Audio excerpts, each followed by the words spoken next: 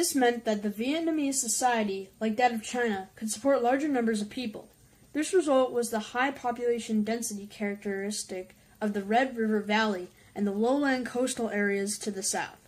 The Vietnamese also found that the Chinese political and military organization gave them a decisive edge over the peoples of the West and South, who had adopted Indian patterns of kingship and warfare, and with whom they increasingly clashed over the control of the lands to settle and cultivate.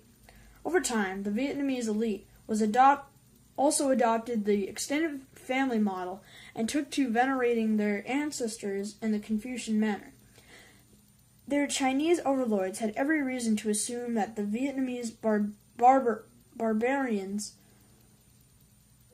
I think I've been saying barbarians this whole time, it's barbarians, oh my gosh, were well on their way to becoming civilized, that is, like the Chinese themselves. Roots of resistance. Sporadic revolts led by the members of the Vietnamese aristocracy and the failure of Chinese cultural imports to make much of an impression on the Vietnamese peasantry ultimately frustrated Chinese hopes for assimilating the Viets. Although they had learned much from the Chinese, the Vietnamese lords chafed under their rule, in part because the Chinese often found it difficult to conceal their disdain for local customs in what they considered a backward and unhealthy outpost of the empire. Vietnamese literature attests to the less than reverent attitudes felt by Vietnamese collaborators toward Chinese learning and culture. In the following poem, a teacher mocks himself and doubts his usefulness to the people he serves. I bear the title, Disciple of Confucius. Why bother with blockheads bearing such a label? I dress like a museum piece. I speak only in learned quotations, poetry and prose. Since long since dried out, I still strut like a peacock. Failed in my exams, I have been dropped like a shriveled root. Doctorate, M.A., all out of reach. So why not teach school and beat the devil out of my students? Elsewhere in Vietnamese writings, self-doubt and mockery turn to rage and a fierce determination to resist Chinese dominance, whatever the cost.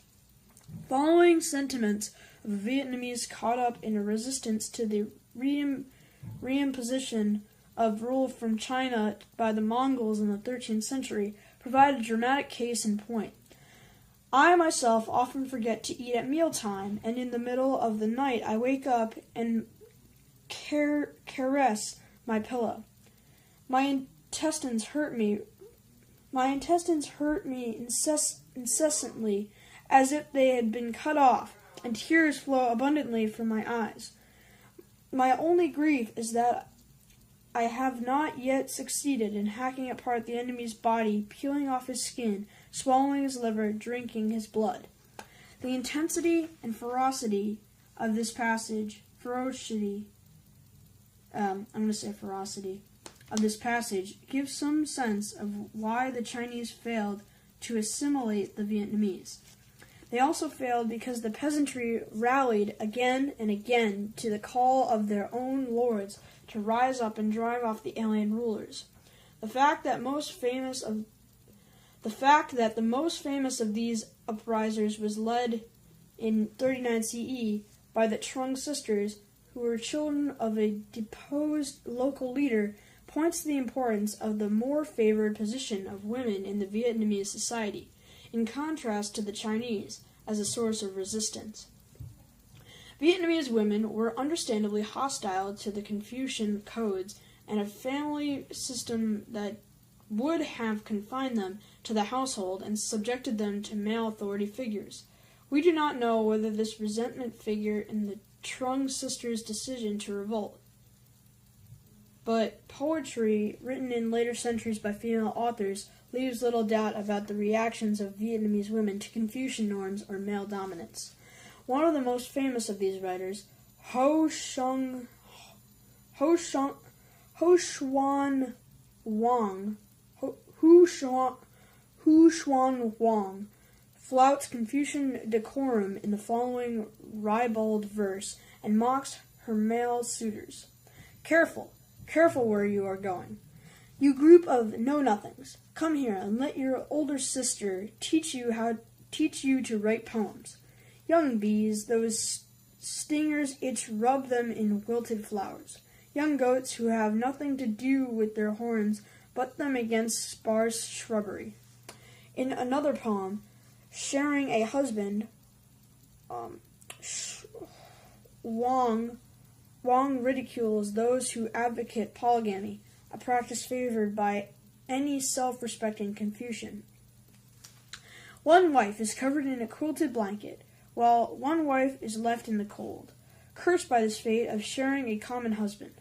Seldom do you have an occasion to possess your husband, not even twice in a month.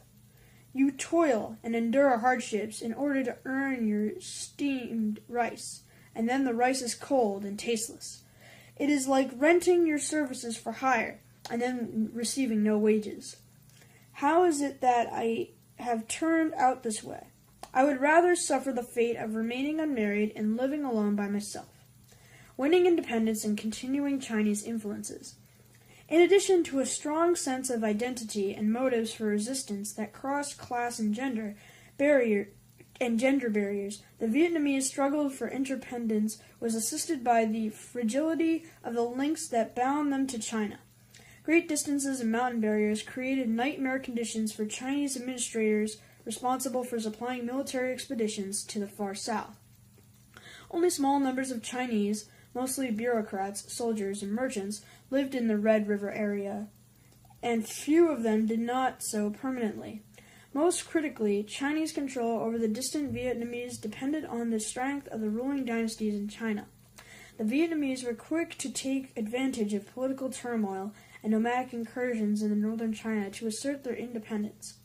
After failing to completely free themselves on several occasions, they mounted a massive rebellion during the period of chaos in China after the fall of the Tang dynasty in 907. By 939, the Vietnamese had won political independence from their northern neighbors.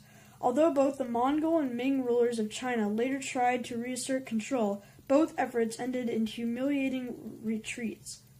From 939 until the conquest by the French in the 19th century, the Vietnamese were masters of their own land. Although the Chinese political hold was broken, Chinese cultural exports continued to play central roles in Vietnamese society.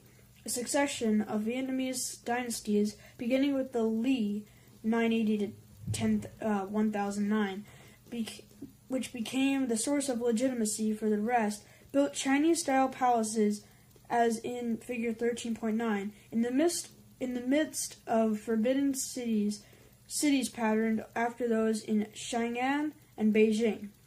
They ruled through a bureaucracy that was a much smaller copy of the Chinese administrative system, with secretaries, 6 main ministries, and a bureau of censors to keep graft and corruption in check.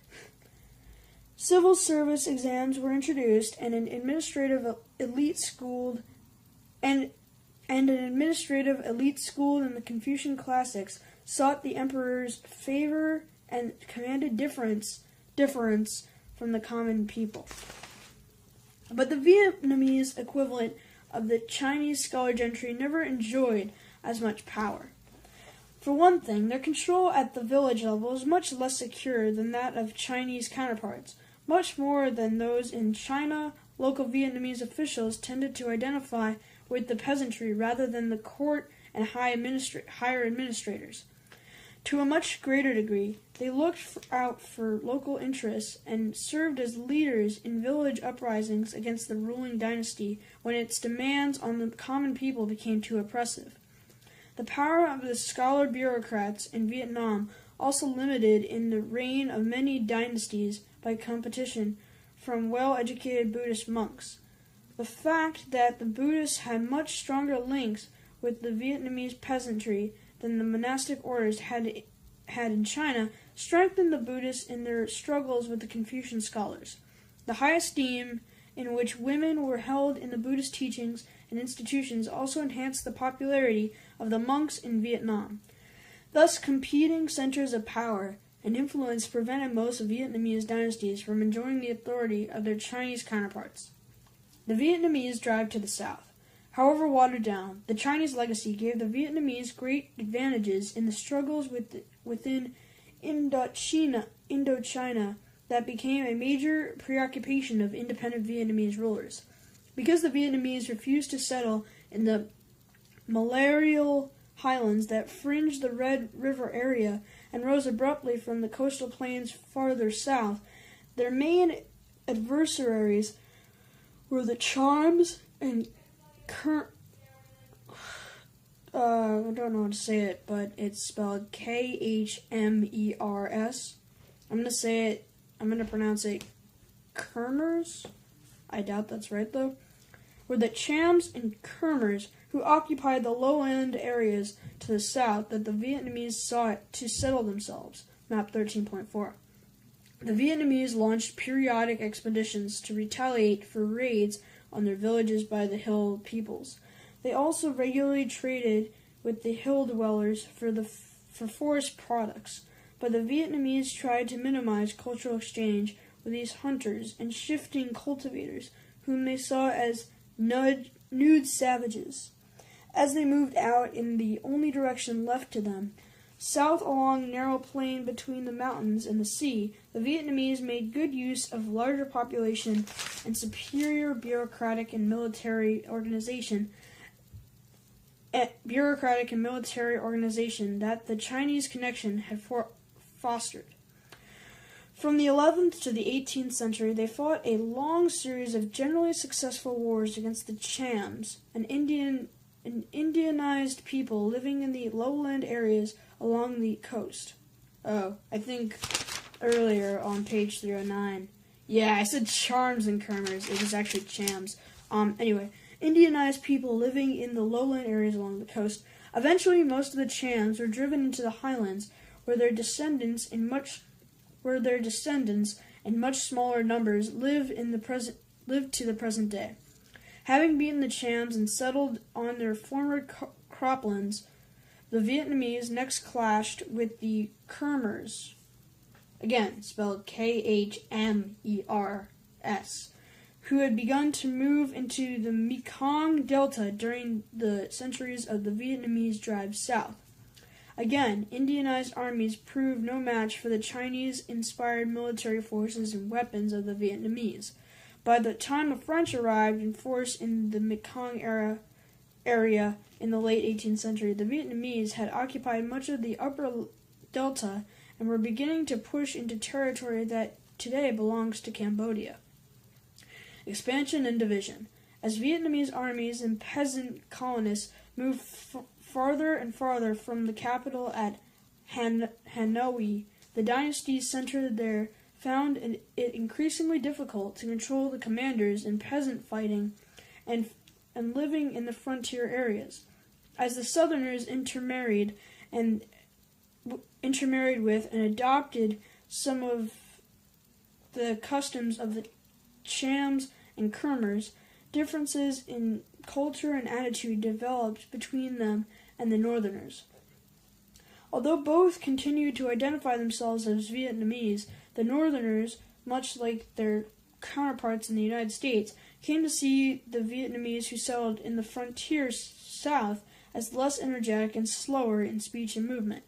As the hold of the Hanoi-based dynasties over the southern regions weakened, regional military commanders grew less and less responsive to orders from the north and slower in sending taxes to the court. Bickering turned to violent clashes, and by the end of the 16th century, a rival, the Nagayan,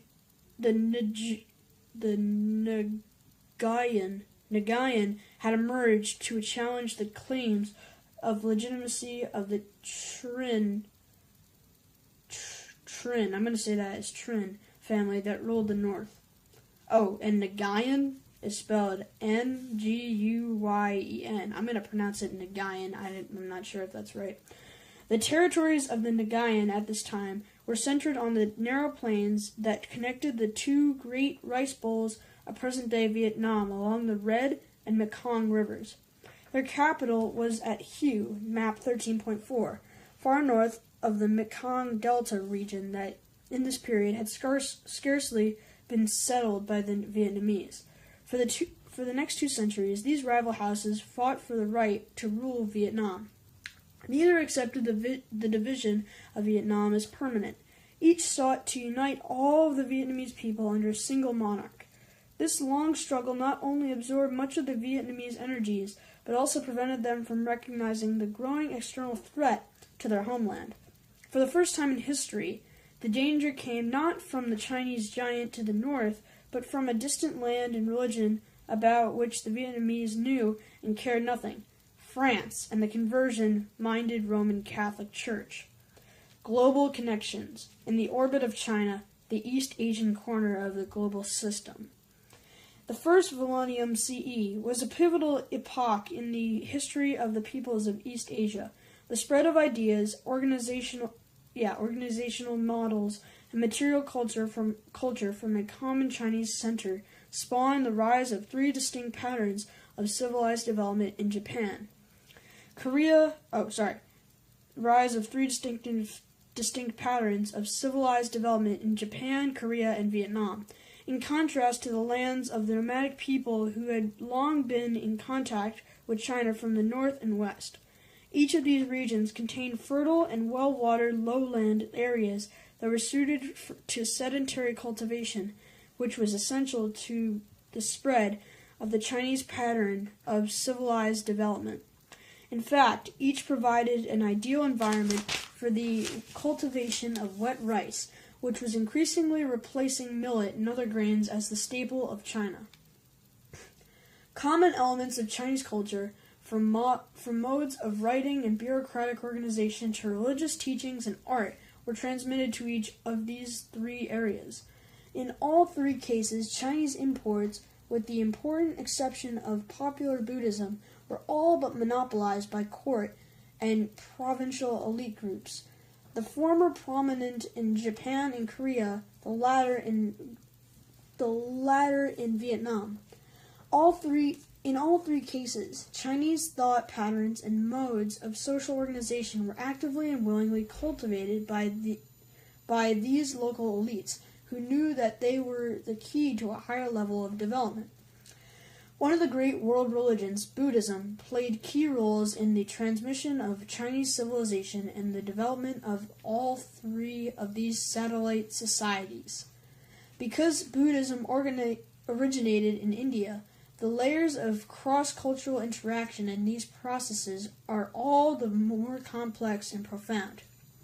In each case, ideas and rituals originating in India were filtered through Chinese society and culture before being passed on to Japan, Korea, and Vietnam.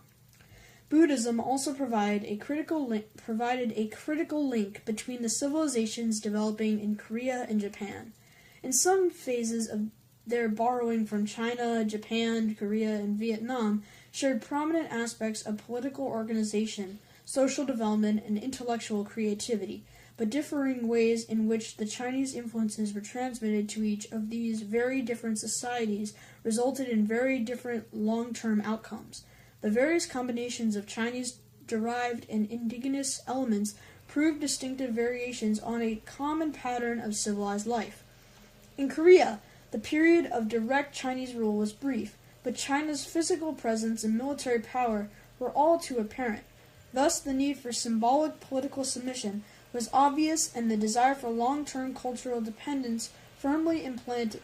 In Vietnam, where Chinese conquest and control lasted more than 1,000 years, a hard-fought struggle for political independence gave way to a growing attachment to Chinese culture as a counterbalance to the Indian influences that had brought civilization to the Southeast Asian rivals of the Vietnamese.